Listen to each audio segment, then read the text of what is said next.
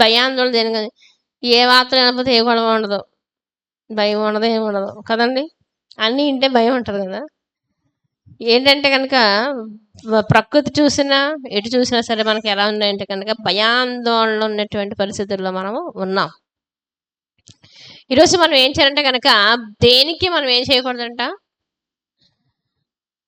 ఏం చేయ ఇచ్చిన భయపడొద్దు అనే వాగ్దానం ఉంది కదా బైబిల్ గ్రంథంలో. బైబిల్ పండితులు చెప్తారా 365 సార్లు బైబిల్ గ్రంథంలో భయపడవద్దు భయపడవద్దు అని వాగ్దానం ఉంది అంటారు. అంటే సంవత్సరానికి ఎన్ని రోజులు? 365 రోజులకి రోజుకి ఒకసారి చెప్పిన మనం చూసుకున్నా కానీ రోజుకి ఒకసారి భయపడొద్దు అని దేవుడు మనతో మాట్లాడుతున్నాడు అని మనం చూస్తామట. ప్రతిరోజు మనకి ఏదో రకంగా భయము వస్తూనే ఉంటుంది, ఏదో రకంగా మనకి చింత వస్తూనే ఉంటుంది, బాధ వస్తూనే ఉంటుంది. ఈరోజు మనము కొన్ని విషయాలు మనం ధ్యానం చేసుకుంటే కనుక దేవుడు ఎవరితో భయపడొద్దని చెప్పాడు. అసలు దేవుడు ఎవరితో భయపడవద్దు అన్నాడు. బైబిల్ గ్రంథంలో భయపడొద్దు అన్న సందర్భాలు చాలా ఉన్నాయి. మనము ఎప్పుడు వాగ్దానాలు ప్రతిరోజు మనం ఒక వాగ్దానాన్ని ధ్యానం చేస్తున్నాం కదా. ప్రతిరోజు ఒక వాగ్దానం చేసి ఇంచుమించు మనకి ఎన్ని భయపడగల వాగ్దానాలు వచ్చినాయి చూడండి. నేను చాలా మట్టుకు రాయలేదు, అంటే నా సిచ్యువేషన్స్ భయపడకమనే వాగ్దానము ఆల్రెడీ ఒక చోట పెట్టాం కదా అని ఫస్ట్లో ఏం చేశానంటే కనుక అది నేను రిపీట్ చేయడం మానేశాను. నేను ఆ తర్వాత నాకు అర్థమైంది ఏంటంటే అమ్మో దేవుడు ఒక్కొక్క విషయం కోసం ఒక్కొక్కసారి భయపడొద్దని చెప్తాడు. అప్పుడు నాకు అప్పుడు మీనింగ్ అర్థమయ్యి మళ్ళీ కొన్ని రాశాను. ఇంకా నాకు టైం సరిపోలేక అయ్యేలాగా మనం ప్రింట్ చేసేయడం జరిగింది అది. అయితే దేవుడు ఒక్కొక్క సందర్భంలోనూ ఒక్కొక్కసారి భయపడొద్దని చెప్తాడు. భయపడొద్దని ఒకే మాట కదా, భయపడకుడి, భయపడకము, భయపడవద్దు, ఇవన్నీ ఏం చెప్పండి? భయపడదు. పిల్లలు ఎవరు మాట్లాడలేదు, ఇచ్చాడు పిల్లలందరూ ఇచ్చాడు. ఎవరు భయపడొద్దు అంటాడు, భయపడొద్దు అంటాడు. ఈరోజు మనం చూస్తే కనుక దేవుడు ఏ ఏ విషయాలు భయపడొద్దు అంటారు. కొంతమంది మనుషులతో అంటారు నువ్వేం భయపడకు అంటారు. అలాంటి అభయమే ఈరోజు మనకి దేవుడు ఇస్తానమాట. హల్లెలూయా. ఈరోజు ఏ విషయాల్లో మనము భయపడాలో భయపడకూడదు అన్న విషయం మనకు తెలుసు. కాకపోతే ఈరోజు దేవుడు ఏమంటాడు, ఏ సందర్భంలో అయినా సరే మీరు దేనికి భయపడొద్దు అంటున్నాడు. హల్లెలూయా, హల్లెలూయా, హల్లెలూయా, హల్లెలూయా, హల్లెలూయా. భయపడటం వల్ల మనిషికి ఏమొస్తుందంట? ఊరు వస్తుందంట. భయపడటం వల్ల మనిషికి ఏమొస్తుంది? ఊరు వస్తుంది అన్నమాట. ఒక వ్యక్తి భయపడకుండా ఉండాలి అంటే కనుక చాలా కష్టం. ఒక వ్యక్తి భయపడకుండా ఉండాలని చాలా కష్టం. ఎందుకయ్యా షుగర్ ఎక్కువైపోయిందండి అంటే, ఎందుకయ్యా బీపీ ఎక్కువైపోయిందంటే, దేని వల్ల ఎక్కువైంది? నీ హార్ట్ బీట్ ఎందుకు అంత స్పీడ్ కొట్టుకుందంటే ఏం చెప్తావు చెప్పండి? అసలు దేని విషయం చింతపడట్లేదు, ఏ విషయంలోనూ బెంగపడట్లేదు, ఏ విషయం ఆలోచించట్లేదు అన్న సరే ఏమైపోద్ది అంటే ఒక్కోసారి ఏమైపోద్ది చెప్పండి? ఈ హార్ట్ బీట్ చాలా స్పీడ్ కొట్టుకుంటుంది. ఒక్కొక్కసారి ఈ గుండె చాలా దడగా ఉంటుంది, బీపీ ఏమైపోద్ది? హై రేంజ్కి వెళ్ళిపోద్ది అన్నమాట. ఎందుకు అంటే ఒక్కొక్కసారి పరిస్థితులు అలా అనిపిస్తాయి. ఏమీ లేనట్టుగానే కనబడుతుంటాయి కానీ మన హృదయంలో ఎక్కడో బాధ ఉంటుంది, ఎక్కడో బాధ చెందుతూ ఉంటుంది. ఎక్కువ టెన్షన్ పడే వాళ్ళకి బీపీలు వస్తాయి, ఎక్కువ భయపడే వాళ్ళకి బీపీలు వస్తూ ఉంటాయి. దేవునికి భయపడే వాళ్ళకి బీపీలు తక్కువగా ఉంటాయి. తెలుసా మీకు? దేవుడి మాట మనం మీరిపోతామేమో, దేవుడి మాటను ఎక్కడ మనం తూచా తప్పకుండా చేయలేకపోతామేమో అని ఎవరికి భయపడాలి? దేవుడికి భయపడాలి. నువ్వు దేవునికి భయపడవా అంటాడు. ఎవరంటారు? సిలువ వేయబడి దొంగ ఏమంటాడు? నువ్వు దేవునికి భయపడవా అంటాడు. ఈరోజు మనం ఎవరికి భయపడాలి అంటే కనుక దేవునికి భయపడాలి. హల్లెలూయా. ఎవరికి భయపడాలంటే కనుక ఎవరికి భయపడాలి? దేవుడికి భయపడాలి. చాలా మంది ప్రజలకి భయం లేదండి, భక్తి లేదండి, ఏం లేదు, ఒక మంచి లేదు, ఒక చెడు లేదు, ఎలా పడితే అలా జీవించేస్తారు ప్రజలు. కానీ అలా ఉండడానికి వీలు లేదు. ప్రతి దినము దేవుని యందు మనం ఏం చేయాలి? భయభక్తులు కలిగి జీవించాలి. మనం కొన్ని విషయాలు దేవుడు భయపడొద్దని తన బిడ్డలతో చెప్తున్నాడు. దేవుడు ఎవరి యందు మనం భయభక్తులు కలిగి ఉండాలి? దేవుని యందు మనం భయభక్తులు కలిగి ఉంటే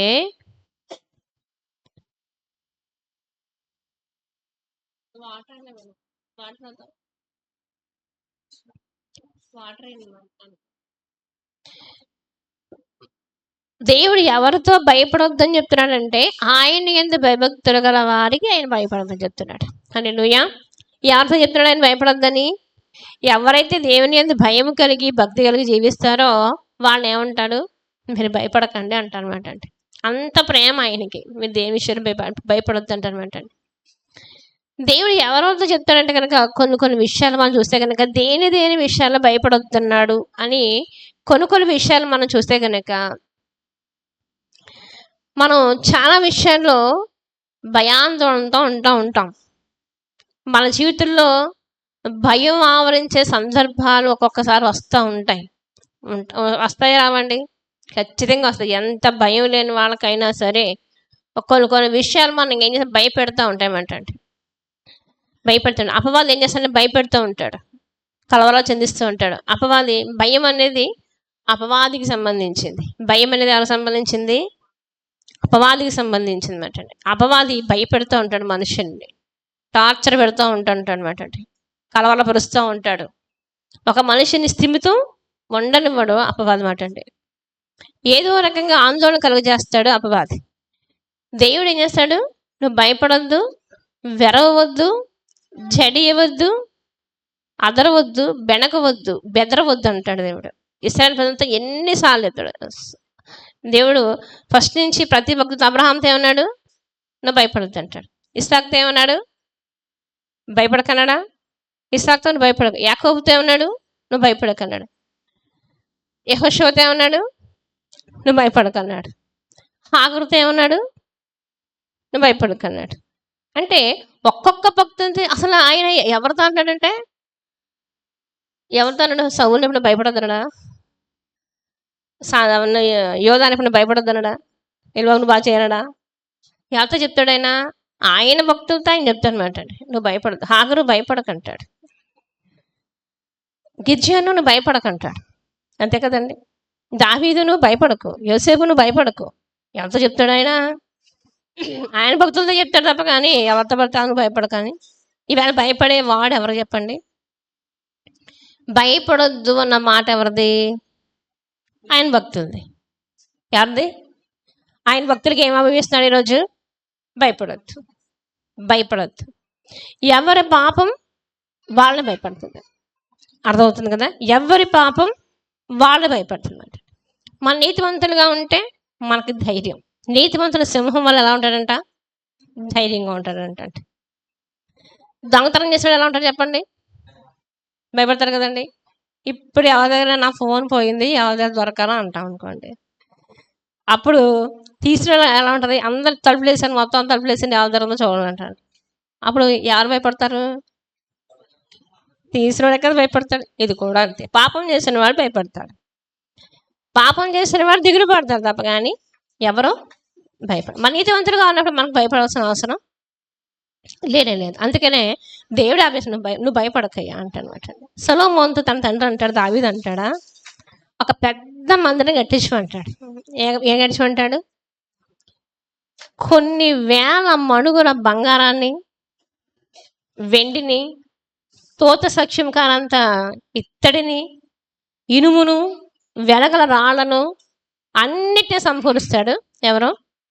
దావీదు. చివరిలో ఏమంటాడంటే నువ్వేం చేయొద్దు, నువ్వు భయపడొద్దు, సొలొమోను నువ్వు భయపడకంటాడు. అంత పెద్ద మందిరం కంటే నీకు పెద్ద బోల్డ్ డబ్బు ఇచ్చి నీకు ఒక పని చేయమంటే భయం ఉంటుందా అండి? ఉండదా? దేవుడు ఏమన్నా తన సేవకుని పిలిచి ఏమన్నాడంటే, నేనున్నాను అనుకోండి, సేవకుని పిలిచి ఏమంటాడు? నాకు ఒక రాజ్యం కట్టు అంటాడు. ఏమంటాడు? నా బిడ్డలు నువ్వు తయారు చేయి అంటాడు. ఇప్పుడు ఏం చేయాలి నేను? ఆయన బిడ్డను తయారు చేసే విషయంలో నేను ఎలా ఉండాలి చెప్పండి? ఎలా ఉండాలి? కొంచెం భయంగా ఉంటుంది కదా. అమ్మో ఎవరు ఎలా చేస్తారు? టీచర్కి భయం వేస్తా, స్టూడెంట్కి భయం వేస్తుందో చెప్పండి? స్టూడెంట్కి భయం వస్తా, టీచర్కి భయం. అసలు భయం ఎవరికి తెలుసు మీకు? అసలు టీచర్దైనా భయం ఎందుకు చెప్పండి? అసలు మన రోజులు ఏం చెప్పండి? స్టూడెంట్కి భయం, టీచర్ అంటే. ఇప్పుడు మరి జనరేషన్ అంతా మారిపోయింది. ఇప్పుడు ఎవరంటే భయం చెప్పండి? ఇప్పుడు స్టూడెంట్ అంటే టీచర్కి భయం అండి. పేరెంట్ వచ్చినా, ప్రిన్సిపాల్ వచ్చినా చెప్పు అనగానే ఈ టీచర్కి ఏమైపోతే చెప్పండి? దడ ఈ పిల్లడు ఏం చెప్తాడో తెలియదు, ఏం చెప్పడో తెలియదు అని దడ వస్తుంది అంటే. వాళ్ళ టీచర్స్ చెప్తున్నారు, కొంతమంది టీచర్స్ ఏం చెప్తున్నారంటే, పాస్టర్ గారు మా మా స్కూల్లో మా సబ్జెక్ట్ అందరూ కూడా 100కి 100 మార్క్స్ వచ్చేసేయండి అని చెప్తున్నారు. హల్లెలూయా. ఎవరికి సంతోషం చెప్పండి? స్టూడెంట్ సంతోషం పడడం చూసాను తప్ప, కానీ ఇప్పుడు ఎవరు సంతోషపెడతారు చెప్పండి? ఇప్పుడు మీరు అందరూ బాగుంటే ఎవరికి సంతోషం చెప్పండి? ఎవరికి సంతోషం? పాస్టర్ గారికి సంతోషం, పాస్టర్ గారికి సంతోషం ఏంటండి. మీరు సరిగా లేకపోతే నాకు బాధే, దేవుడికి కూడా బాధే, అవునా కాదండి? అందుకని సంఘం ఎలా ఉండాలంటే అంటే కనుక దేవునికి భయపడాలి, దేవుడికి ఇచ్చిన కట్టుబాట్లకి ఏం చేయాలంటే కనుక లోబడి ఉండాలి. ఆయన రాకడ బాగా సమీపంగా ఉంది, మనం దానికోసం ఎదురు చూడాలన్నమాట అండి. దావీదు అంటాడా, ఒక మందిరం కట్టయ్యా అంటాడు. మందిరం కట్టయ్యా అంటే దావీదు సొలొమోను చాలా చిన్న ప్రాయం కలిగిన వాడు, చిన్న ప్రాయం కలిగిన వాడు. ఆ చిన్న ప్రాయం కలిగిన వాడికి మందిరం కట్టమంటే, అంత పెద్ద మందిరం కట్టాలంటే అసలు మాకు ఇల్లు మీరు ప్రయత్నం చేశారు అనుకోండి, మీరు భయంతో కడతారా, సంతోషంతో కడతారా? ఎంత భయం అండి ఇల్లు కట్టడానికి, ఎంత భయపడిపోతారండి. చిన్న ఒక ఇల్లు కట్టడానికి అంత పెద్ద భయపడిపోతే, అంత పెద్ద మందిరాన్ని కట్టడానికి ఎంత భయపడతారు చెప్పండి? చూద్దాం ఒకసారి. దినవృత్తాంతాల గ్రంథం, మొదటి దినవృత్తాంతాల గ్రంథం 28వ అధ్యాయము 20 వచనం. పిల్లల్ని కొంచెం మీరు డిస్టర్బ్ చేయకుండా ఒక్కసారి చూసుకుంటారు. ఆ శబ్దాలు వచ్చి అని తీసేయండి. 28వ అధ్యాయం మొదటి దినవృత్తాంతాల గ్రంథం 28వ అధ్యాయం 20 వచనం చూడండి. మరియు దావీదు తన కుమారుడైన సొలొమోనుతో చెప్పినదేమనగా, నీవు బలము పొంది ధైర్యము తెచ్చుకొని ఈ పని పూనుకొనుము, భయపడకము, వెరకుండుము. నా దేవుడైన యెహోవా నీతో కూడా ఉండును. యెహోవా మందిరపు సేవను గూర్చిన పనంతయు నీవు ముగించు వరకు ఆయన నిన్ను ఏమాత్రమును విడువకయుండును. హల్లెలూయా. నీవు ఈ మందిర పని చేయడం విషయంలో నువ్వు ఏమాత్రమును భయపడవద్దు. ఇంకొక మైక్ తన దగ్గర వచ్చాయి, ఎవరు తొందరగా తీస్తాను చదువుగా. ఇంకొక మైక్ అక్కడ పెట్టేసుకుంటే ఎవరు వీళ్ళతో చదువుగా. ఎవరంటాడంటే, నువ్వు ఈ మందిరం పని విషయంలో నువ్వేం చేయొద్దు, అసలు నువ్వు భయపడవద్దు అసలు. నేను నీకు తోడుగా ఉన్నాను. నేను ఎవరు చెప్తారంటే కనుక దేవుడు చెప్తున్నాడు, తన దావీదు నువ్వు కూడా భయపడొద్దు అంటాడనమాట అండి.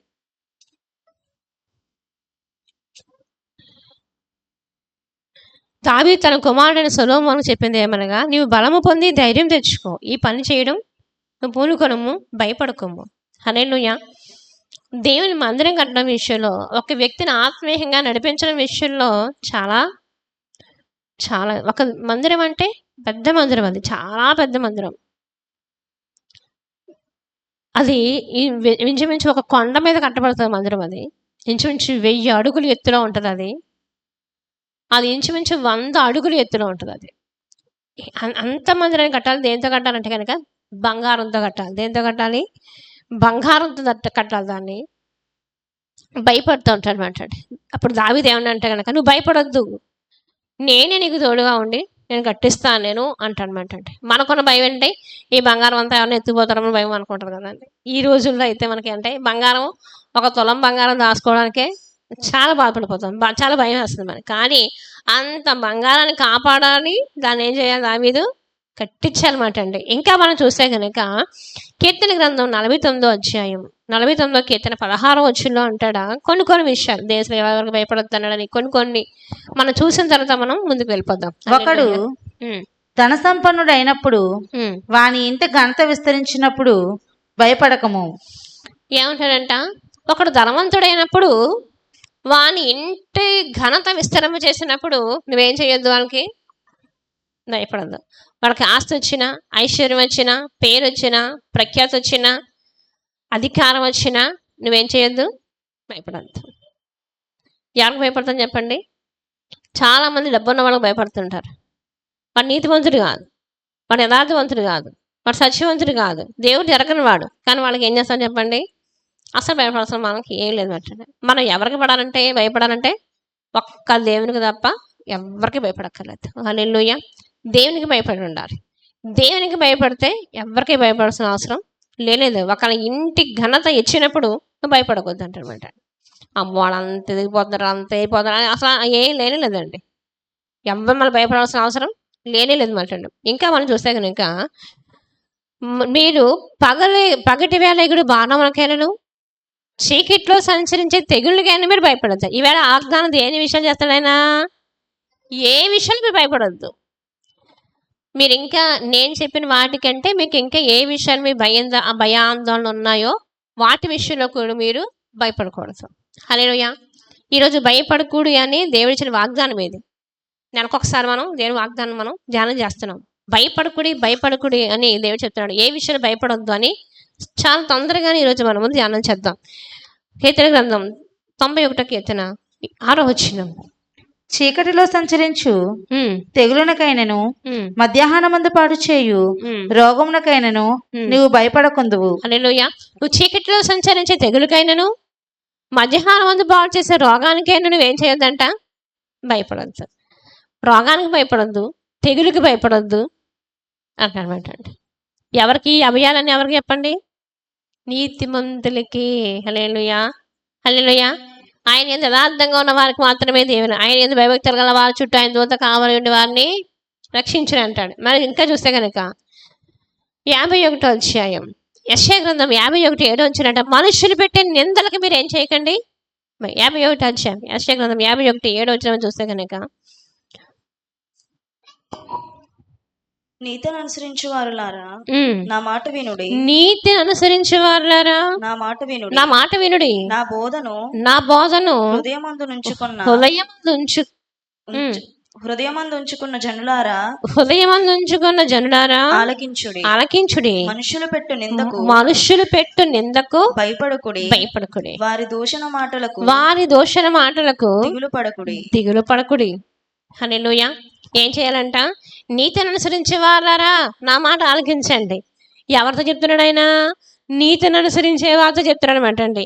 ఎవరైతే నీతివంతులుగా ఉన్నారో, యథార్థవంతులుగా ఉన్నారో, ఆయన బోధను మనసు యందు ఉంచుకున్నారో నా మాట ఆలకించండి. ఒకసారి మనుషులు పెట్టే నిందలకు మీరు ఏం చేయకండి? భయపడకండి. మనుషులు పెట్టే నిందలకు ఏం చేయకూడదంట? భయపడకూడదంట. మన అలా అనేసాడే, ఇలా అనేసాడే, మన కూర్చొని ఎంత తప్పుగా అనేసుకుంటారేమో, మన ఇలా జమ కడతారేమో, అలా అనేసుకుంటారేమో, ఆ భయం ఏమి కూడా అక్కర్లేదు. మనుషులు ఈరోజు ఎవరు చెప్తారో వాళ్ళు కూడా నిజమైన స్నేహితులు కానే కాదు. మనల్ని మంచివాళ్ళంటే మంచివాళ్ళుగా చూసి, చెడ్డవాళ్ళంటే చెడ్డవాళ్ళుగా చూసిన వాడు మనకు నిజమైన స్నేహితుడా చెప్పండి? మన నిజమైన స్నేహితుడా చెప్పండి? మన వ్యక్తిత్వం ఏంటో తెలియాలి మనుషులకి, అంతే కదండి. మనం మంచి వాళ్ళమా చెడ్డ వాళ్ళమా ఎవరికి తెలియాలి? ఎదుటి వాళ్ళు తెలియాలి. మంచి చెప్పినా చెడు చెప్పినా మనిషి ఒక అభిప్రాయం అంటూ ఖచ్చితంగా ఉంటుంది అన్నమాట. మనుషులు పెట్టే నిందలకు మనం ఏం చేయకూడదంటే కనుక భయపడవలసిన అవసరం లేదు. నీతిని అనుసరించే వారికి నిందల మీద ఫోకస్ చేయవలసిన అవసరమే లేదు. నీతిని అనుసరించే వారికి నిందల మీద ఫోకస్ చేయవలసిన అవసరం లేదు. ఈరోజు నేను ఎంతమందికి ఎక్స్ప్రెస్ ఇచ్చుకురావాల్సి వచ్చినో నేను అలా చేస్తే కనుక, ఈరోజు ప్రతి ఒక్కరూ ఆరోపణ చేయడమే. ఇది తప్పు కదా, అది చేయకూడదు కదా, ఇది రాకూడదు కదా, అది రాకూడదు కదా అని. నేను తప్పు చేయకపోయినా సరే తప్పు అని చెప్పి ఊరూరా చాటించిన వాళ్ళు ఎంతో ఉన్నారు. అదే పని కట్టుకొని చాటించిన వాళ్ళు ఎంతోమంది ఉన్నారు. ఏంటి పని కట్టుకొని చాటించిన ఉన్నారు. కానీ నేను దేనికి లెక్క పెట్టాను. నేను ఒకవేళ లెక్క పెట్టాను అనుకోండి, వాళ్ళందరికీ మనం ఏం చేయాలి? మళ్ళీ వాళ్ళు చెప్పుకుంటూ రావాలన్నమాట. అసలు నేను దాన్ని లెక్క చేసేది అనమాట కాదు. నీతిని అనుసరించిన వారిని నిందలు, మనుషులు పెట్టే నిందలకు మీరు భయపడాల్సిన అవసరం లేదంటనమాట. దేనికి భయపడద్దంటాడు ఆయన? భయపడకండి. ఒక్కని ఘనత హెచ్చినప్పుడు అయ్యో వాడు సంపాదించాలి, దేవుడిచ్చింది కానీ కాదు అది. అదవుతుందా? దేవుడిచ్చిన దానికి, దేవుడిచ్చిన ఐశ్వర్యం వేరుగా ఉంటుంది, ఆస్తి వేరుగా ఉంటుంది, ఐశ్వర్యం వేరుగా ఉంటుంది. దేవుడిచ్చిన దాన్ని బట్టి మనం గర్వించకూడదు, అంటే అతిశయపడచ్చు. కానీ ఎదుటి వాళ్ళకి వచ్చిన దాన్ని బట్టి మనం ఏం చేయకూడదంట? మనం భయపడాల్సిన అవసరం లేదు. ఒక మంచి కార్యం చేయబోనుకునేటప్పుడు ఒక మనిషిని, ఒక ఆలయాన్ని కానీ ఒక మనిషిని కానీ నిలబెట్టుకోవాలనుకున్నప్పుడు కూడా మనం ఏం చేయాలంటే కనుక భయపడాల్సిన పరిస్థితులు వస్తూ ఉంటాయి. కానీ దానికి ఏం చేయకూడదు, మనం భయపడకూడదు అంటే. అలానే ఒక వ్యక్తి కోసం చెడ్డగా చెప్పారంటే ఆ వ్యక్తిని నమ్మేవాడు ఎంతమంది ఉంటారు? ఆ వ్యక్తి చెప్పే మాటలు నమ్మేవాడు ఎంతమంది ఉంటారు? అప్పుడు మొత్తం అందరూ కూడా బ్యాడ్గా వచ్చినప్పుడు వీళ్ళందరూ నమ్మరు కదా, అంతే కదండి. అలా నమ్మని వాళ్ళు ఎప్పుడు కూడా నమ్మనట్టుగానే ఉంటారు. నా జీవితంలో ఎక్స్పీరియన్స్ చేసి చెప్తున్నాను నేను. ఈరోజు మన వాక్యాన్ని విని, మన మాటలు విని రక్షించబడిన వాళ్ళు ఎవరన్నా ఏదన్నా చెప్తే గనక వాళ్ళు కానీ రాంగ్ అర్థం చేసుకున్నారు అనుకోండి, వాళ్ళు ముందుగానే తప్పుగా అర్థం చేసుకున్నారట లెక్కమాట. అంతే కదండి. అలాంటి వాళ్ళ యొక్క మాటలు కానీ, అలాంటి మనుషులు కానీ దేవుడు లెక్క చేయమంటారు. ఇప్పుడు దేవుడు నమ్ముకుంటాం, ఎవరన్నా వచ్చి అదేటమ్మా దేవుడు నమ్ముకోవడం అనవసరం కానీ అన్నారు అనుకోండి, దేవుడిని వదిలేస్తే నీ నమ్మి కరెక్ట్ కాదు అది. అంతే కదండి అంటారు ఇప్పుడు. అంతే కదా, మనం కరెక్ట్గా దేవుణ్ణి ఎరగలేదు, కరెక్ట్గా దేవుని నమ్మలేదు కాబట్టి వదిలిపెట్టేస్తావు. నువ్వు కరెక్ట్గా దేవుని అంగీకరిస్తే, ఆలకిస్తే, అతని కోసం మంచి చెడ్డ నీకు తెలిస్తే కనుక నువ్వు వదిలిపెడతావా? అతని స్నేహాన్ని కానీ, అతనితో సంబంధ బాంధవ్యాలు కానీ, అతని స్నేహాన్ని కానీ విడిచిపెడతావా? నువ్వెన్ని చెప్పుకో, అతను అలవాడు కాదంటాం. అంతే కదండి. దేవుడినైనా అంతే. దేవుడినైనా సరే ఏం చేస్తారంటే కమ్మ తెలుసుకో, దేవుడి కోసం తెలుసుకోరు అని నమ్మేసుకుంటూ గుడ్డది జల్లబడినట్టు దేవుడు అంటే దేవుడు నమ్మే ఈ క్యారీ చేశాడు, ఆ క్యారీ చేశాడు, అయిపోయింది. ఏటో అలాగంతే, ఆ టైంకి అలా జరిగిపోయింది అంతే.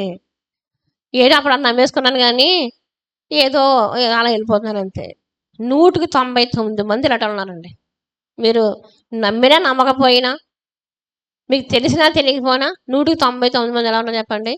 ఆ రోజు ఏదో అలా దిగిపోయారు అంతే అని వాళ్ళు 199 మంది ఉన్నారు. దేవుడే వారందరినీ రక్షించును కాక. నీ విశ్వాసం స్థిరంగా ఉండాలంటే మనం దేవుడు నమ్మడం కాదు, కానీ మనల్ని ఏం చేయాలంటే దేవుడు నమ్మాలి.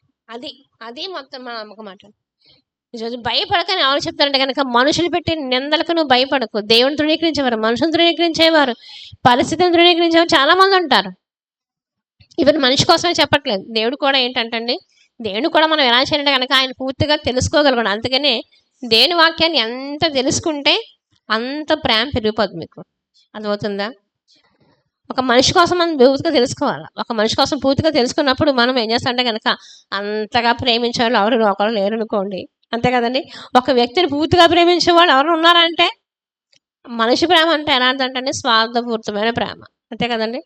మనిషి ఎప్పుడు కూడా స్వార్థపూరితంగా ఉంటుంది. కానీ దేవుని ప్రేమ అంటే చెప్పండి అద్భుతం మాట. అంటే ఆయన ప్రేమను మనం ఎంతగా వాక్యాన్ని చదువుతామో, వింటామో, అర్థం చేసుకుంటామో దేవుని అంతగా ప్రేమిస్తూ ఉంటాం. అంతగా దేవుని మన జీవిత కార్యాలు చేస్తూ ఉంటాం. రోజు రోజుకి దేవుని మీద ప్రేమ ఏమవ్వాలి? ఎక్కువ అవ్వాలి.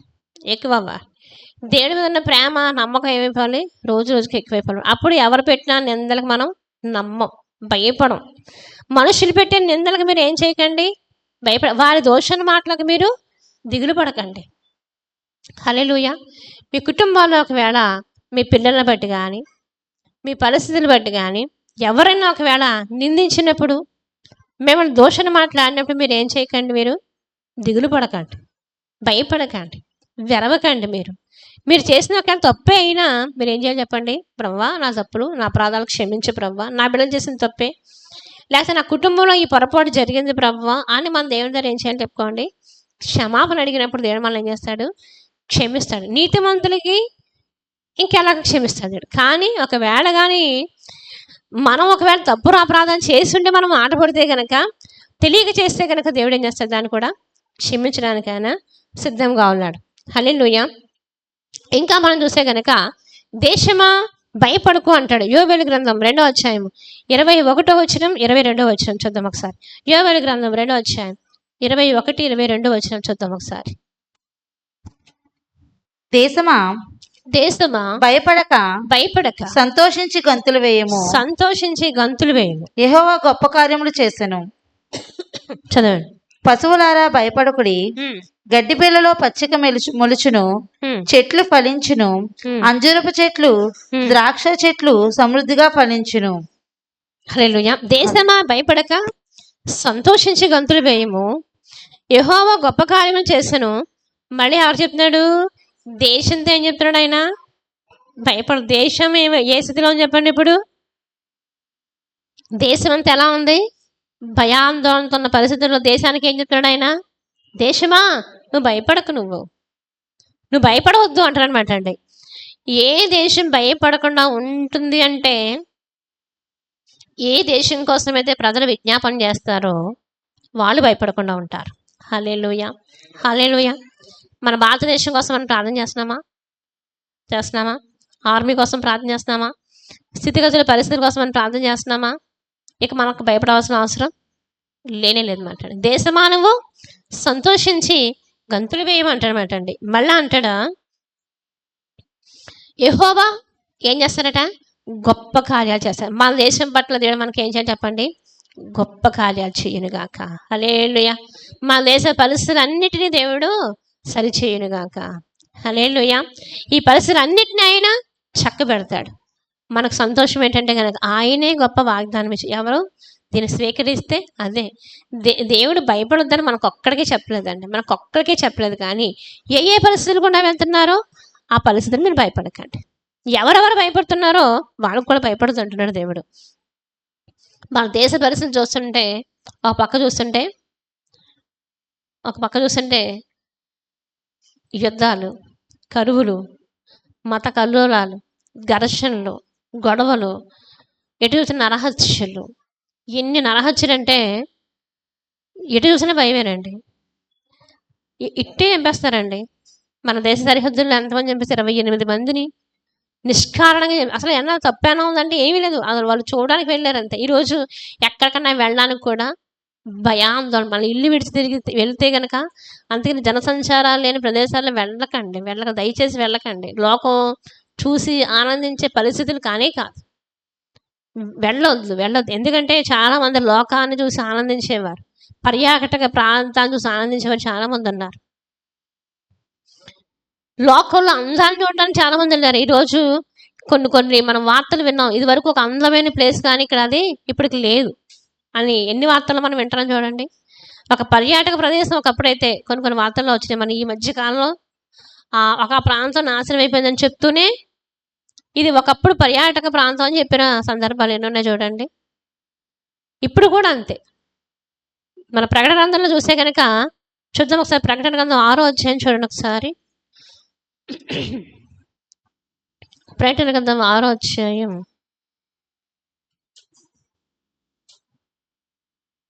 3వ వచనం చూడండి. 3వ వచనం, 4వ వచనం. ఆయన రెండవ ముద్రను విప్పినప్పుడు రమ్ము అని రెండవ జీవి చెప్పుట వింటిని. అప్పుడు ఎర్రనిదైన వేరొక గుర్రము బయలు వెళ్ళెను.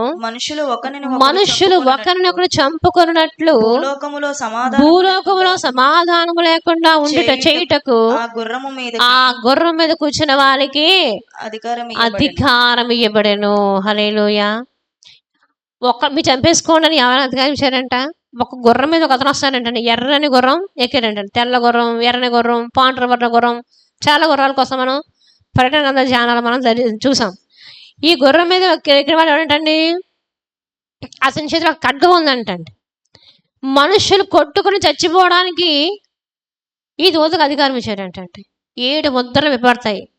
ఎన్ని ముద్రలు విప్పబడతాయి? 7 ముద్రలు విప్పబడతాయి. ఇది 2వ ముద్ర విప్పినప్పుడు మనుషులకి ఏం అధికారం ఇచ్చాడంటండి, సమాధానం లేకుండా మీరు చంపేసుకోండి. మొన్న ఒక ఆయన అంటాడా, 10 లక్షలు ఇస్తే నీ తల్లి కూడా చంపేస్తావు నువ్వు అంటాడు. 10 లక్షలు ఇస్తే నీ తల్లిని చంపేస్తావు నువ్వు. అంతటి కిరాతకం అయిపోయింది మన దేశం అంటారనమాట. డబ్బు కోసం ఏం చేయడానికైనా సరే సిద్ధంగా ఉన్నారనమాట. అంటే అంత దారుణమా? అంత దారుణంగా ఉన్నారంటే, డబ్బుల కోసం ఎవరన్నా నీ పొరుగుని చంపే, ఇరుగుని చంపే, నీ కొడుకుని చంపే, కోడని చంపే, లేకపోతే నీ బిడ్డని చంపే, భర్తను చంపే, భార్యను చంపే అంటే ఎలా ఉన్నా చెప్పండి. ఇప్పుడు మీ ఎన్ని వార్తలు మీరు చూడట్లేదు చెప్పండి. డబ్బు కోసం ఏం చేస్తారు చెప్పండి, చంపేసుకుంటారు ఒకరికొకరు. అధికారం ఇచ్చారంటే ఎవరు ఇచ్చారంటే అధికారం? ఆ ఎర్రని గుర్రం మీద కూర్చున్న వాడికి అధికారం ఏమి ఇచ్చారంట, ఒకళ్ళనొకళ్ళు చంపుకోవడానికి అధికారం. ఇప్పుడు దేశము సంతోషంగా ఉంటుందా, గంతులేస్తుందా? ఏముంటుంది చెప్పండి, అవునా కాదా? దుష్టుడు తన దుష్టత్వం చేతనే మరణిస్తానంటాడు. హల్లెలూయా. నీతిమంతులు మాత్రం ఏమంటాడు ఆయన, నువ్వు భయపడకంటాడు. హల్లెలూయా. నీతిమంతుల్ని భయపడద్దు అంటాడు. నా నామం పేడ మిమ్మల్ని నిందించి హింసించి చెడ్డ మాటల్లో పలికినప్పుడు మీరు భయపడద్దు అంటాడు. మత్తయి సువార్త చూద్దాం ఒకసారి. 10వ అధ్యాయం 28వ వచనం మనం చూద్దాం చూడండి. మత్తయి సువార్త 10వ అధ్యాయం 28వ వచనం మనం చూస్తే గనక, మరియు ఆత్మను చంపనేరక దేహమునే చంపువారికి భయపడకుడి కానీ ఆత్మను దేహమును కూడా నరకములో ప్రవేశింపజేయగల వానికి మిక్కిలి భయపడుడి. మరి చదువు. ఉమ్.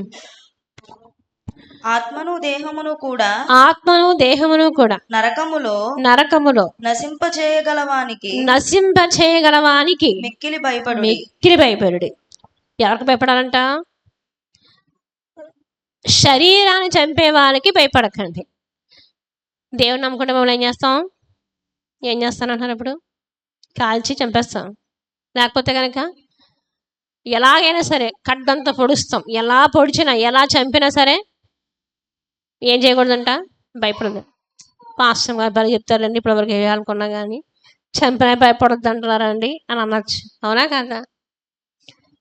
దేవుడు ఏమంటారంటే కనుక మీరు దేహంను చంపే వారికి మీరు ఏం చేయకండి, భయపడకండి. దేహాన్ని చంపగలరా కానీ ఆత్మని ఎవడు చంపలేడు. ఆత్మని చంపగలరా? ఆత్మని ఎవ్వరు ఏమి చేయలేరండి. అందుకనే మనం తిట్టినా, మనం కొట్టినా, మనం హింసించినా మన శరీరాన్ని తప్ప కానీ, మన మనస్సుని తప్ప కానీ మన ఆత్మని ముట్టలేడు అంటే. హల్లెలూయా. మన ఆత్మను ముట్టగలిగే నాదుడు ఇప్పుడు వచ్చి భూమి మీద ఎవడు లేనేలేడు. ఆత్మలకి కాపరు ఎవరు? ఆత్మను పెట్టిన వాడెవరు? అందుకనే మనుషులు అందరూ మనసు కక్ష క్రోధం సాధించుకుంటూ ఉంటారు. ఒక మనిషి ఎలా హింస పెట్టాలో పెడతా ఉంటారు. ఎలా టార్చర్ పెట్టాలో, హింస పెట్టాలో, ఎలా బాధ పెట్టాలో, ఎలా దోషం చేయాలో, ఎలా నిందలు పెట్టాలో, ఎలా అవమానం చేయాలో, ఎంతగా మనిషిని పతనం చేయాలో చేస్తారు. కానీ ఆత్మను ఎవరు టచ్ చేయలేరు. హల్లెలూయా. ఎవరు ఏం చేయలేరు? అది ఎవరికి అధికారం ఉంది? దేవుడికి ఒక్కడికి అధికారం ఉందన్నమాట. అంటే మనుషుడు సాతానికి అన్ని మీద అధికారం ఇచ్చాడు. కానీ ఏమన్నాడు? ఆత్మ మీద అధికారం లేదు, ప్రాణం మీద అధికారం లేదు. ఎవరు మరలా ఇవ్వాలి అంటే ఛాన్స్ ఎవరంటే దేవుడే ఇవ్వాలన్నమాట. యోబుని ఏమంటాడు? నువ్వు చేసుకుని ఆస్తి తీసుకో, అంతస్తులు తీసుకో, బిడ్డలను తీసుకో, అన్నీ తీసుకో, కానీ యోబు మీద చెయ్యడానికి లేదు. శరీరం ఉంది కదా ప్రభువా అన్నాడు. సరే అయితే ఇచ్చేయంలే అంటాడు. పర్మిషన్ దేని మీదకి ఇస్తాడు? ఒక్కొక్కసారి మన శరీరంలో బలహీనతలు కూడా దేవుడు అనుమతిస్తూ ఉంటాడు. చుట్టుపక్కల ఉన్న పరిస్థితులు అనుమతిస్తూ ఉంటాడు. ఒక్కొక్కసారి మన శరీర బలహీనతల మీద కూడా అపవాది అటాక్ చేస్తాడు. ఒక్కొక్కసారి మీరు దేవుని నమ్ముకున్నారు కదా, ఇది ఎందుకు రావాలి, ఆ రోగం ఎందుకు రావాలి, ఇది ఎందుకు రావాలి అని అడుగుతారు కదా. శరీరం మీద కూడా అధికారం ఎవరికి ఇచ్చాడు? ఎవరికి అధికారం ఇచ్చాడు? సాతానికి ఇచ్చాడు అధికారం. యోబుకి ఇచ్చాడు కదా. అలాగే మనకు కూడా. కానీ కాపాడేవాడు ఎవరు చెప్పండి? స్వస్థపరిచేవాడు ఎవరు చెప్పండి? దేవుడు స్వస్థపరిచాడు. నిన్ను స్వస్థపరిచే యెహోవాను నేనే అంటాడు. మరి నువ్వు యోబు మెడిసిన్ ఏమైనా వేసుకున్నాడా? ఏం వేసుకున్నా చెప్పండి? మెడిసిన్. లాజర్ ఉన్నాడు అతను. లాజర్కి ఏం చేసి ఒంటి నిండా కురుపులు ఉన్నాయి, ఒంటి నిండా పుండ్లు ఉన్నాయి. కనీసం మెడిసిన్ వాడడానికి కూడా చాయిస్ లేదు. అటువంటి పరిస్థితుల్లో కుక్కలు వచ్చి ఏం చేసినాయి అంట? ఏం చేసినాయి? ఆ రసంతటిని నాకు ఏమంటారు? హైడ్రోజన్ పెరాక్సైడ్ వేసి గాయం మీద మొత్తం వచ్చినప్పుడు అదంతా బయటకు వస్తుంది చూసారా? అదంతా దూది పెట్టి తులుస్తుంది చూసారా? అప్పుడు ఆ పుండు అంతా ఏమవుతుంది? కొంచెం మాన్యత కనబడుతుంది కదా. కుక్క నాకినా కూడా అలాగే ఉంటుంది అంటే. మెడిసిన్ అంతా దానికి నాలుకలో ఉంది అంటాడు. హల్లెలూయా. అందుకనే మెడిసిన్ అనేది ఆ కుక్క నాకినప్పుడు దానికి వ్యాధి తగ్గుతుంది అంటే. అందుకని లాజర్ని కుక్కలు నాకుతాయి అంటే. ఆ కురుపులు కుక్కలు నాకుతాయి అంటే. మెడిసిన్ అంటండి. అది స్వస్థత ఇచ్చేవాడు ఎవరు చెప్పండి? దేవుడే ఇస్తారన్నమాట. నేను స్వస్థపరిచే యెహోవాను నేనే అంటానమాట. ఐగుప్తులు కలుగజేసిన రోగములలో, తెగుళ్ళలో మేము దేని రాని అంటారు. తెగులు అంటే మనుషులు అనుకుంటారు కరోనా వైరస్, ఈ వైరస్, ఆ వైరస్, జ్వరాలు, వాంతులు, మోషన్స్, కిడ్నీలు, క్యాన్సర్లు ఇవి అనుకుంటారు. అసలైన తెగుళ్ళు తెలుసా మీకు? మనుషుల మీదకి వచ్చే తెగుళ్ళు, జంతువుల మీదకి వచ్చే తెగుళ్ళు, దేశం మీదకి వచ్చే తెగుళ్ళు ఎన్నున్నాయి తెలుసా మీకు? అసలు ప్రకృతి మీదకి వచ్చే తెగుళ్ళు మన మీదకి వస్తే మనం మెడిసిన్ వేసుకుంటాం. ప్రకృతికి మీదకి వస్తే ఏం చేస్తాం చెప్పండి? కోళ్ళ మీదకి వచ్చిన తెగులు ఏం చేశారు చెప్పండి? చికెన్ బంద్, అంతే కదండి. చికెన్ బంద్. ఇంకా పశువు మీదకి వస్తే అవి కూడా బంద్. ఎటొచ్చి ఎవరికి నష్టం? ఎవరికి నష్టం? పంటల మీద తెగుళ్ళు వచ్చినాయి అంటే ఎవరికి నష్టం చెప్పండి? మనుషులు పంటల కాస్త తినేసి అనుకోండి తెగుళ్ళు వచ్చి ఎవరికి నష్టం చెప్పండి? ఎవరికి కట్టు? బంద్ ఎవరికి చెప్పండి? అందుకనే తెగుళ్ళు అంటారు దాన్ని. సముద్రం మీద ఆయన నీరంతా రక్తంగా మార్చాడు అనుకోండి, సముద్రం నీరంతా రక్తమైపోయి అందులో చేపలు అన్నీ చచ్చిపోయినాయి అనుకోండి, ఎవరికి బంధు ఇప్పుడు చెప్పండి? ఎవరికి నష్టం? తెగులు, అదొక తెగులు. అనుకుంటాం మనకు తెగులు కాదు కదా అనుకోవచ్చు, కానీ అందుకు 10 రకాల తెగుళ్ళు. ఐగుప్తీయులకి ఎన్ని రకాల తెగుళ్ళు? 10 రకాల తెగుళ్ళు అంటే. ఆ తెగుళ్ళు తప్పిస్తానంటాడు దేవుడు. మనం అనుకుంటున్నామా నాకు జ్వరం తగ్గింది, వైరస్ తగ్గింది, ఇవి తగ్గినాయి, అవి తగ్గినాయి, దేవుడు ఎంతవరకే వైద్యుడేమో మనం అనుకుంటున్నాం. అందుకని పగటి వేళ ఎగురు బాణములకైనాను చీకట్లో సంచరించే తెగుళ్ళకైనా భయపడకుందు అంటే శరీరానికి సంబంధించింది అనుకుంటాం తప్ప, కానీ ఈ ప్రకృతిని కూడా ఆయన ఏం చేస్తారంటే కనుక ఈరోజు అడవులన్నీ కాలిపోవట్లేదండి, కాలిపోతున్నాయా? మన ప్రకటన కదా చూసుకుంటే అన్నీ దేశంలో 3వ భాగము ఇచ్చివేయబడని అంటామన్నమాట అండి. 3వ భాగం కాలిపోతామంటండి. 3వ భాగంలో చేపలన్నీ చచ్చిపోతాయి, సముద్రంలో నీళ్ళన్నీ రక్తం అయిపోతాయి. ఇవన్నీ తెగుళ్ళు, ఇవన్నీ కూడా. లేదా నేను బాగానే ఉన్నాను, ఆరోగ్యంగా ఉన్నాను. నువ్వు ఆరోగ్యంగా ఉండి ఏం చేస్తావు? నీకు తిండి లేకుండా, వర్షాలు లేకుండా, ఎండలు ఎక్కువైపోయి ఇవన్నీ ఉంటే మనం ఏం చేయగలం చెప్పండి? అందుకని ఐగుప్తులు కలిగి చేసిన తెగుళ్ళలో దేన్ని కూడా మేము ఎదుకు నేను రాని అని అంటారన్నమాట. హల్లెలూయా. ఒక 2వ ముద్ర ఇప్పేటప్పటికి ఏం చెప్పండి? మనుషుని మనసుని చంపుకోమని ఇచ్చేసాడు. దేహాన్ని చంపేవానికి మీరు భయపడకండి, ఆత్మను చంపేవారికి భయపడి అంటాడు. మరి ప్రకృతి అంతా నిండిపోతే ఏంటని చెప్పండి? అందుకని మిమ్మల్ని ఉగ్రత పాలైపడకని పిలవలేదు, కానీ నేను రక్షించడానికి పిలిచానంటాడు. అందుకని మహాశ్రమలు దీన్ని తప్పించుకునేవారు ఎవరు ఉన్నారంటే కనుక ఎవ్వరు ఉండరండి. మన జేబులో కోట్లు ఉండొచ్చు, లక్షలు ఉండొచ్చు, ఒక గుప్పుడు మెతుకులు దొరికే రోజు ఉండదు తెలుసా మీకు? అసలు మన డబ్బు తింటామా, బంగారం తింటామా? అన్నమే కదండి తినేది. ఈరోజు భూమికి వాల్యూ ఇవ్వట్లేదు, చాలామంది భూమికి వాల్యూ ఇవ్వట్లేదండి. పంటలు పండించే భూమిని అది చాలా వాల్యూ ఇవ్వని భూములుగా చూస్తున్నారు. భూములన్నీ అమ్మేసుకుని ఇల్లు వాకిలు కట్టించుకుంటారు అంటారు. లక్షల కోట్లు కూడా అమ్మేసుకొని ఆహారానికి విలువలు ఎక్కడ చేస్తారు. ఒకనొక కాలంలో తినడానికి ఏముండదు, ఉండదు అంటే కరువు. మీరు భయపడకని అంటారు దేవుడు. దేశమా నువ్వు భయపడకు, దేశమా నువ్వు భయపడకు. చూద్దాం ఒకసారి యోవేలు గ్రంథమే, మనం ఇందాక చూసిన దాన్ని చూడొకసారి. జంతువులారా మీరు భయపడకండి, ఇదంతా కాలిపోతే ఇక జంతువులకు ఆహారం ఎక్కడ ఉంటుందో చెప్పండి? అవునా కదా? అందుకే నువ్వు దేశమా నువ్వు భయపడకు, అలాగనే జంతువులారా పశువులారా మీరు భయపడవద్దు అంటారన్నమాట అండి. పశువులారా భయపడకుడి, పశువులారా మీరు భయపడకుడి. గడ్డి బీళ్లలో పచ్చిక మొలుచును, గడ్డి బీళ్లలో పచ్చిక మొలుచును, చెట్లు ఫలించును, అంజూరపు చెట్లు, ద్రాక్ష చెట్లు సమృద్ధిగా ఫలించును. హల్లెలూయా. ఏ దేశం కొరకు మనం విజ్ఞాపన చేస్తామో ఆ దేశంలో ఆహారాన్ని ఇస్తాడు దేవుడు. హల్లెలూయా.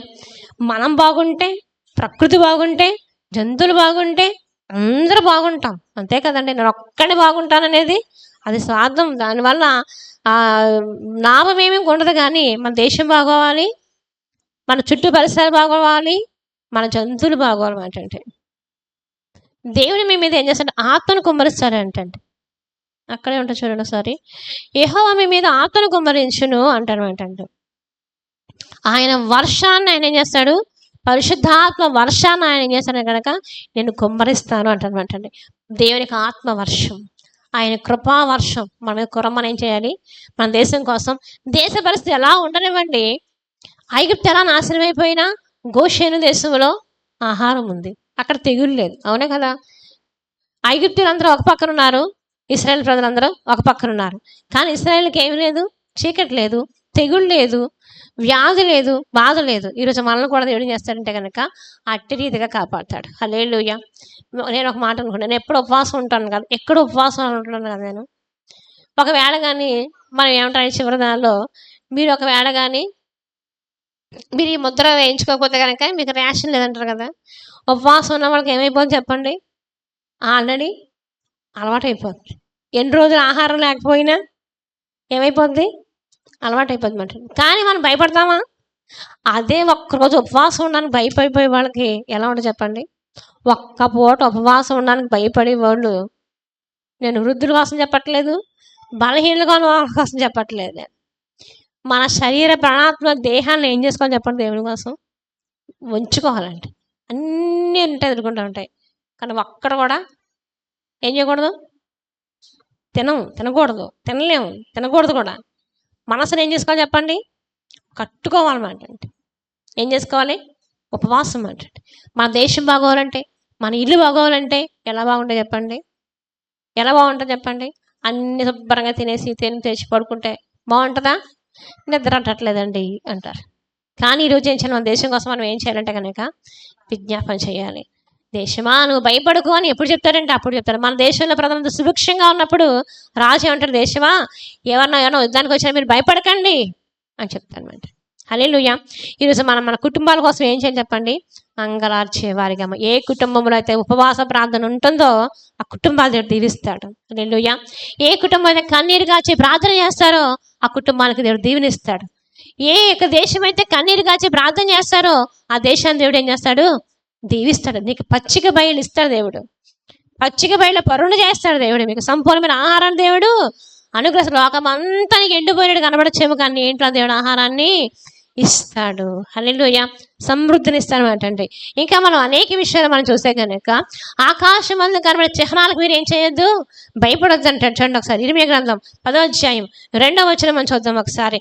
మీరు భయపడకండి. దేని విషయంలో మీరు భయపడకండి. మంచి చెడుల కోసం మీరు భయపడకండి. 10వ అధ్యాయం ఇర్మీయా గ్రంథం 10వ అధ్యాయం 2వ వచనం మనం చూద్దాం ఒకసారి. యెహోవా సెలవిచ్చినదేమనగా అన్యజనుల ఆచారములు అభ్యసింపకుడి. ఆకాశమందు అగబడు చిహ్నములకు జనములు భయపడును, అయితే మీరు వాటికి భయపడకుడి. జనముల ఆచారములు వ్యర్థములు. అడవిలో ఒకడు చెట్టు నరికినట్లు అది నరకబడును. అది పనివాడు గొడ్డలతో చేసిన పని. వెండి బంగారముల చేత పనివారు దాన్ని అలంకరింతురు. చాలా ఇక్కడ ఏమంటారంటే కనుక ఆకాశమందు కనబడే చిహ్నములకు మీరు ఏం చేయొద్దు, భయపడొద్దు అంటాడు. ఇవాళ అమావాస్య ఏదో అయిపోతుంది, పౌర్ణమి ఏదో అయిపోతుంది, ఈరోజు మంచిది కాదు, ఇది తేరీ కార్యక్రమాలు మొదలు పెట్టేస్తాం, ఈరోజు ఏదో అయిపోతుంది. ఎంతమంది భయపడతారండి? అమావాస్యకు భయపడేవారు, పౌర్ణమి భయపడేవారు, అష్టమికి నవమికి భయపడేవారు ఎంతమంది ఉంటారు చెప్పండి? అష్టమి రోజులు మొదలు పెడితే ఏమంటాయంట? అష్టకష్టాలేనంటండి అన్నీ కూడా.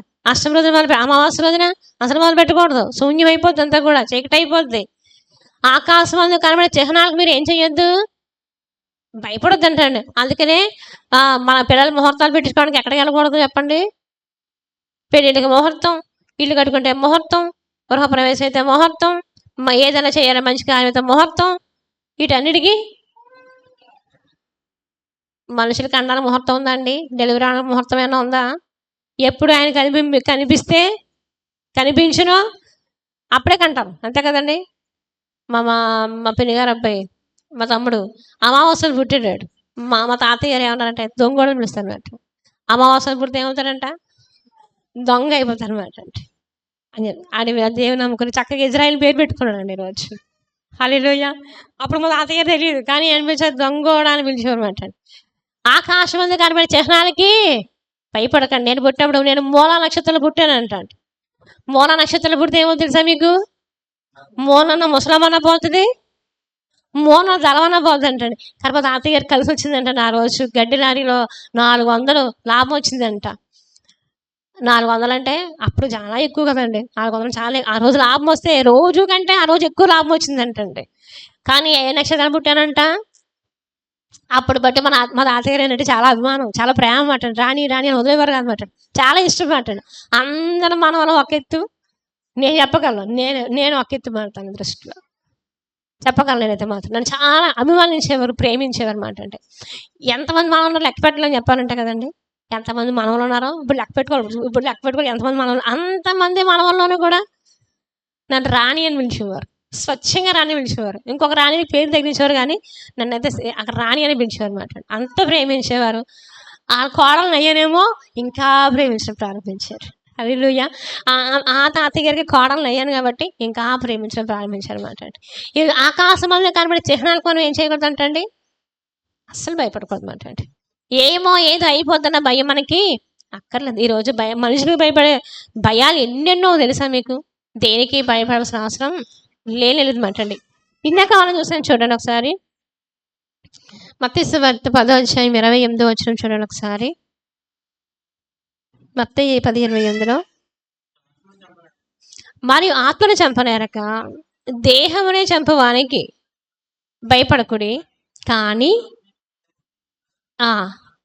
కానీ ఆత్మను దేహమును కూడా ఎందుకు నశింపజేస్తారంట? ఆత్మను దేహమును కూడా దేంట్లో నశింపజేస్తారంట? నరకములో నశింపజేస్తారంట. ఎవరు? ఏ మనిషికి, ఏ విరోధికి నీ మీద ఎంత కక్షగా ఉన్నవాడైనా నిన్ను విమాంతంగా చంపేద్దామన్నవాడు కన్నా నీ ప్రాణం మీద అధికారం ఉందా, కానీ నీ ఆత్మ మీద అధికారం లేనేలేదు. హల్లెలూయా. లేనేలేదు మాట్లాడి, లేనేలేదు. ఆత్మ మీద ఎవరికి అధికారం ఉంది? దేవుడు అక్కడే నశింపచేయగలడు. దేవుడు అక్కడే నశింపచేయగలడు. నీ ఆత్మను, నీ ప్రాణమును, నీ దేహమును అగ్నిలో, నరకంలో పడవేసే వారికి మీరు ఏం చేయండి? ఏం చెయ్యండి? భయం ఉందా ఎవరికి? నరకం అంటే ఎంతమంది భయపడుతుందో చెప్పండి ఒకసారి. నరకం అంటే ఎంతమందికి భయం ఉంది చెప్పండి? లేదా? నరకం అంటే భయమేనా? మీరు భయం నొంది పాపం చేయకండి అంటాడు. అందుకని మీరు భయపడి, దేనికి భయపడి? నీ తల్లికి కానీ, తండ్రికి కానీ, నీ అన్నదమ్ములు కానీ, అక్క చెల్లికి కానీ, అధికారులకు కానీ, నువ్వు దేనికి భయపడక్కర్లేదు. కానీ ఎవరికి భయపడాలి? అదే నీ ఆత్మను, నీ దేహమును నరకంలో పడవేసే వానికి నువ్వు భయపడు. నువ్వు చెడ్డ కార్యం చేసేటప్పుడు, దేనికి విరోధంగా కార్యం చేసేటప్పుడు ఎవరికి భయపడాలంట? ఏం చేస్తావు చేసుకో. ఎవరంటే చెప్పండి? గట్టిగా మాట్లాడుకో. నువ్వు చెయ్యకయ్యా అన్నావు అనుకోండి, ఏమంటారు చెప్పండి? గట్టిగా మాట్లాడితే ఏం చేస్తావు చేసుకో అంటారు. అంతే కదండి? దేవుని అనగలరు అలాగా? నువ్వేం చేస్తావు చేసుకో అంటే ఏం చేస్తాడు? అగ్ని ఆరదు, వాటి పురుగు. మత్తయి సువార్తలో ఎన్నిసార్లు ఉందో నరకం కోసం, పాతాళం కోసం, అగాధం కోసం, దేవుడికి ఇచ్చే శ్రమల కోసం, పరలోకం కోసం చాలాసార్లు ఉంది. మత్తయి సువార్తలో చాలాసార్లు రాయబడింది. నరకం కోసం రాయబడి ఉంది, పరలోకం కోసం. అన్ని గ్రంథాల కంటే ఎక్కువ రాయబడిన గ్రంథం ఏంటంటే మత్తయి సువార్తలోనే. మీరు ఎక్కువ ఒక ఉపమానం ఇస్తాడు, నరకం అని ఇస్తాడు, పాతాళం ఇస్తాడు. నరకంలో పడవేసే వరకు మనం ఏం చేయాలి చెప్పండి? ఈరోజు నేను దేనికి భయపడద్దు అంటాడు దేవుడు. కానీ దేనికి భయపడండి? నీ ఆత్మ నరకంలో వేసేవాడికి మీరు భయపడాలి. నరకం ఎన్నాళ్ళు ఉంటుంది చెప్పండి? నరకం ఎన్నాళ్ళు ఉంటుంది? యుగ యుగాలు, తరతరాలు. దానికి అంతం లేదు. అందులో బాధ ఎలా ఉంటుంది? చేగుట్టినట్టు ఉంటుందా? దోమ కుట్టినట్టు ఉంటుందా? తేలు కుట్టినట్టు ఉంటుందా? పాము కుట్టినట్టు ఉంటుందా? ఏదో చేతి మీద కాలిపోతుంది అన్నట్టు ఉంటుందా? ఏంటండి ఎలా ఉంటుందండి? అగ్ని ఆరదంట. లోకస్ వార్త చూద్దాం ఒకసారి. మార్క్స్ వార్త చూద్దాం ఒకసారి. మార్క్స్ వార్త 9వ అధ్యాయం 48వ వచనం.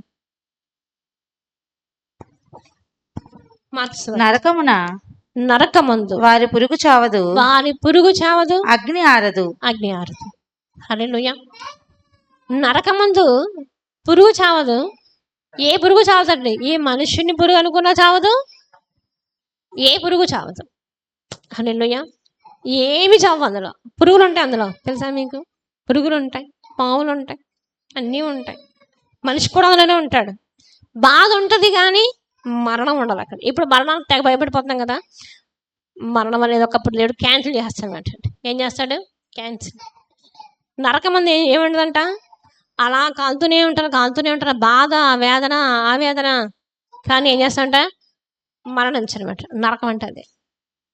నరకం అంటే చెప్పండి? దేనికి భయపడాలి? దానికి భయపడాలి. దేవుడిని నమ్ముకోవాలంటే దేనికి భయపడాలి చెప్పండి? నిందలు పడినా, అవమానాలు పడినా, కష్టాలు పడినా, శోధనలు పడినా, ఎవరన్నా ఎన్ని మాటలన్నా, ఎందుకమ్మా గుడికి రావడం మనిషి అంటే, మా అబ్బాయి ఒప్పుకోవట్లేదండి, మా నాన్న ఒప్పుకోవట్లేదండి, మా ఆయన ఒప్పుకోవట్లేదండి. ఏం చెప్తారు చెప్పండి? గుడికి రాలేదంటే మరి నరకంలోకి వెళ్ళిపోతే అప్పుడు అంటాం. అనగాని పెళ్ళికి వెళ్ళొద్దన్నారు అనుకోండి, మా ఆయన ఎప్పుడంటారా? ఏడ్చి మొత్తుకొని, అన్నీ కొనిపించుకొని, పట్టు చీరలు కొనిపించుకొని, నగలు కొనిపించుకొని పెళ్ళికి వెళ్ళొద్దంటే ఏం చేస్తారు చెప్పండి? ఏం చేస్తారు? ఏడ్సో మొత్తుకొని ఏం చేస్తారు?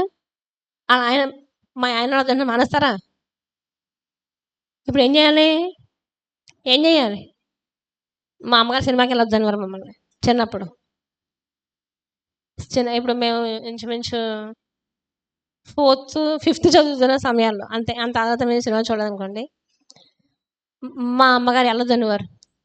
అప్పటికే దేవుని తెలుసుకున్నాను. నాకు 5 సంవత్సరాలు మా అమ్మగారు దేవుని అనుకున్నారు. కానీ సినిమాలు నాకు చాలా పిచ్చి. మా అన్నకి చాలా ఇష్టం. పిఠాపురంలో నుండి వాళ్ళమేమో సినిమాకి వెళ్ళొద్దనేవారు.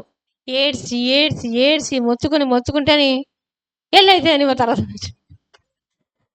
మా అమ్మగారు మా బాధ పడలేక వెళ్ళైతే అనేవారు మాట అండి. ఎక్కి వెంటనే ₹10 ఉండదు మా టికెట్ అంతేనండి. ఆ డబ్బులు మాట మా అన్నయ్య నేను పరుగు మాట. మనతమా మనకి ఇష్టం వచ్చినవి మానేసుకుంటామండి. దేనికి మనం చర్చ అయితే ఏం చేస్తాం చెప్పండి? ఎన్ని వంకలు పెట్టుకొని మానేస్తారో, ఎన్ని వంకలు పెట్టుకొని మానేస్తారు. కానీ నరకం ఉన్న సంగతి తెలిస్తే కనుక అమ్మో భయపడతాను అన్నమాట అండి. దేనికి భయపడతాను చెప్పండి? మన చర్చికి వెళ్ళమన్న ప్రతిసారి, దేవుని కార్యం చేయమన్న ప్రతిసారి, చెయ్యనన్న ప్రతిసారి ఏం గుర్తుకు రావాలి చెప్పండి? ఏం గుర్తుకు రావాలి?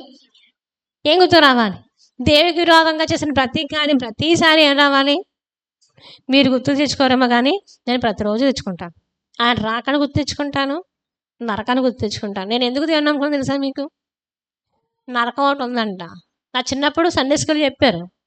నరకం అనేది ఒకటి ఉందంట, అందులో పడేస్తా ఉంటాండి. పాపం చేసిన యేసుప్రభువాన్ని అంగీకరించకపోయినా, ఆయన రక్తంతో పాపాలు కడుక్కోకపోయినా ఏం చేస్తారంట? నరకం పడేస్తారంట అని తెలిసినప్పుడు అప్పుడు నేను ఏం చేశాను? దేవుని అంగీకరించాను. హల్లెలూయా. ఆ తర్వాత నా జీవితాన్ని ఒక్కొక్కదాన్ని వదులుకుంటూ దేవుని దగ్గరలో కమిట్మెంట్ తీసుకుంటూ ఇప్పటికీ ఈ స్థితిలోకి దేవుడు నిలబెట్టాడు. హల్లెలూయా. ఆ నరక భయం నాలో లేదనుకోండి, ఎప్పుడో లోకంలో కలిసిపోతాను నేను. ఆ నరకం అనే భయాన్ని బట్టి ఎక్కడున్నారంటే కనుక దేవుని సన్నిధిలో దేవుడు నన్ను నిలబెట్టమంటే. హల్లెలూయా. ఆ భయమే నన్ను ఎక్కలేనంత ఎత్తాను కొండపైకి నన్ను ఎక్కించింది. హల్లెలూయా. భయపడగలను. యెషూరూను నువ్వు భయపడకు. మరలా చూద్దాం. యెషయా గ్రంథం 42 అధ్యాయం. ఇందాక చదివింది ఒకసారి చూద్దాం. యెషయా గ్రంథం 42 44:2. నా సేవకుడకు యాకోబు, నేను ఏర్పరచుకున్న యెషూరూను భయపడకు. హల్లెలూయా. దేవునికి భయపడేవానికి, నరకానికి భయపడేవానికి దేవుడిచ్చిన అభయం ఏం చెప్పండి? యాకోబును భయపడకు. ఈ లోక సంబంధమైన ఏ విషయాన్ని కూడా నేను చూసుకుంటాను, నువ్వు భయపడద్దు. హల్లెలూయా. ఇక్కడ అంటాడు, యాకోబు అంటాడు, యెషూరూను అంటాడు. యాకోబుకి ఎన్ని పేర్లు? 3 పేర్లు. ఒకటేంటి? యాకోబు. రెండో పేరేంటి? ఇశ్రాయేలు. రెండో పేరేంటి? మూడో పేరేంటి? యెషూరూను. మనకి యాకోబు మోసగాడని తెలుసు, ఇశ్రాయేలు మార్చబడ్డాడని తెలుసు. కానీ యెషూరూను అంటే మీకు తెలుసా? మీకు యెషూరు అనుభవం ఎప్పుడు వచ్చింది తెలుసా? కనాను దేశంలో నుంచి మళ్ళీ ఎక్కడికి వెళ్తాడు? ఐగుప్తు వెళ్తాడు. అక్కడ వచ్చింది యెషూరు అనుభవం. హల్లెలూయా. ఒక వ్యక్తి ఎప్పుడు మార్చబడాలి చెప్పండి? యెషూరునిగా మార్చబడాలి. యాకోబుగా ఉంటే సరిపోదు, ఇశ్రాయేలుగా ఉన్నా సరే సరిపోదు. ఏ అనుభవంలోకి రావాలని చెప్పండి? యెషూరును అనుభవం, దీవెనకరమైన అనుభవం. ఈ లోకాలని, కష్టాలని, నష్టాన్ని వడబోసి ఇక ఏముంది ఇందులో అనే అనుభవం అన్నమాట అండి. యెషూరు అనుభవం ఏం చెప్పండి? సినిమా చూసావంటే ఏముందయ్యా సినిమాల్లోనే చెప్పాలి. తాగుతావంటే ఏముందయ్యా తాగుల్లో అనాలి. ఏమని చెప్పండి? ఏముందయ్యా నువ్వు ఈ లోకాన్ని అక్కడికి వెళ్ళావా, ఎక్కడికి వెళ్ళావా, ఇది చూద్దారా, అది చూద్దారా అంటే ఏముందయ్యా అందులో అనాలి. యెషూరు అనుభవం అంటే ఏం తెలుసా మీకు? ఆ అనుభవాన్ని ఏమంటారు చెప్పండి? యెషూరును అనుభవం. హల్లెలూయా. ఎక్కడికంటే రా చూద్దాంతా. అక్కడంట చాలా బాగుంటుందంటండి. ఆ వాటర్ ఫాల్స్ అనగా, ఆ సీనరీ అనగా ఎంత బాగుంటుందంట, చాలా బాగుంటుందిరా అంటే అవన్నీ టీవీలో ఇప్పుడు చూస్తాం. దేవుడు రాజు అంతకంటే బాగుంటుంది అని అనగలిగిన వాడు ఏ అనుభవం చెప్పండి? యెషూరును అనుభవం అంటే. చూద్దాం రా, ఎంత టికెట్, పరిగెడదాం అంటే ఏ అనుభవం చెప్పండి? ఏ అనుభవం? అప్పుడు ఇశ్రాయేలు అనుభవంలోనే ఉంటాం. ఇంకా అక్కడ ఈ లాభం అవుతుంది, ఇక్కడ ఈ లాభం అవుతుంది, వాళ్ళు మోసం చేద్దాం, వీళ్ళు మోసం చేద్దాం అనుభవం చెప్పండి? యాకోబు అనుభవం అన్నమాట. ఇప్పుడు మనం ఏ అనుభవంలోకి మార్చడం చెప్పండి? ఎవరికి భయపడద్దు అంటున్నాడు దేవుడు? యెషూరును భయపడకు. యాకోబు మార్చబడిన యాకోబు నువ్వు భయపడకు. యాకోబు అంటూనే యెషూరు అని పేరెత్తారు అనమాట. హల్లెలూయా. ఈరోజు నీతిమంతులు దేవుడికి అభయం ఏంటి చెప్పండి? నీతివంతులారా భయపడకండి, దేశమా భయపడకు. పశువులారా భయపడకండి. ఆకాశం దగ్గర చిహ్నానికి భయపడకండి. ఏదో అయిపోతుంది. ఆకాశ నక్షత్రాలు చాలా మార్పులు వచ్చేస్తున్నాయి, కానీ మీరు ఏం చేయండి? భయపడకండి. మంచి చెడు అని చూసుకోవడానికి మీరు భయపడకండి. ఇంకా ఎన్ని విషయాలు దేవుడు మనుషులు పెట్టే నిందలకు భయపడకండి. ఇంకా దేని భయపడకండి? ఒకరు గర్త ఇచ్చినప్పుడు మీరు భయపడకండి. ఒక మంచి కార్యం చేయాలనుకున్నప్పుడు మీరు భయపడకండి. హల్లెలూయా. ఇన్ని రకాలుగా దేవుడు ఈరోజు భయపడకు, భయపడకు, భయపడకు, భయపడవద్దు. దేవుడు మనల్ని ఏం చేస్తున్నా చెప్పండి? దేని విషయాలు భయపడాలి? ఎన్నట్లు భయపడాలి? 2 విషయాలు. ఏ విషయానికి భయపడాలి? దేనికి భయపడాలి? రెండో దేనికి భయపడాలి? నరకానికి భయపడాలి. హల్లెలూయా, హల్లెలూయా. మీకు బండ గుర్తు అయిపోలేదు. ఏ గుర్తు అవ్వాలి? ఎక్కడ రాసుకుంటారో రాసుకోండి. హల్లెలూయా. ఎక్కడ రాసుకుంటారో రాసుకోండి. నేను ఒక్కొక్కసారి చాలా ఇంపార్టెంట్ రాస్తానంటాను, రాద్దాం అనుకుంటాను, ఎక్కడ రాసి మర్చిపోతాను. నేను ఎక్కడికి మొత్తం రాసేస్తాను, ఎక్కడికి రాస్తాను రాసేస్తాను, మర్చిపోతాను అనమాట. దేవుడు నాకు అప్పుడు బయలుపరుస్తాడు వాక్యం. బయలుపరచగానే నాకు అక్కడ వైట్ పేపర్ అంతా దేవుడు వాక్యం. నేను అక్కడ కూర్చున్నాను ప్రార్థన, దేవుడు ఒక వాక్యం బయలుపరుస్తాడు. ప్రవ్వా నేను పైకి అక్కడ ఒక వైట్ పేపర్ ఉంటే బాగుండు ప్రవ్వా. ఆ ఇరుకులో ఏ ఇరుకులు రాసేసిన అందులో ఉండిపోతుంది ప్రవ్వా ఈ వాక్యం. ప్రవ్వా నాకు వైట్ పేపర్ చూపించు ప్రవ్వా అని చూపించుంటే అలా తీస్తుంటే ఒక వైట్ పేపర్ దొరికింది అందులో. లేక అక్కడ లేకుండా ఆ పేపర్ అన్నీ వాక్యం అంతా దేవుడు దాని మీద రాసుకున్నాను అనమాట. హల్లెలూయా, హల్లెలూయా. ఈరోజు ఎక్కడ రాసుకుంటారు? ఎక్కడ రాసుకోండి. ఏం రాసుకోండి? ఈలో ఒకరు దేనికి, ఏ కష్టానికి, నష్టానికి, వ్యాధికి, బాధకి భయపడకండి. నరకానికి భయపడండి, దేవుడికి భయపడండి. మోకరించుదాం. ప్రవ్వా ఈరోజు భయపడవద్దని అభయం ఇచ్చిన దేవా నీకు కొందరాలు ప్రవ్వా. ఏ విషయంలో, ఏ మనుష్యుడికి, దేనికి మేము భయపడకుండా నాకు సహాయం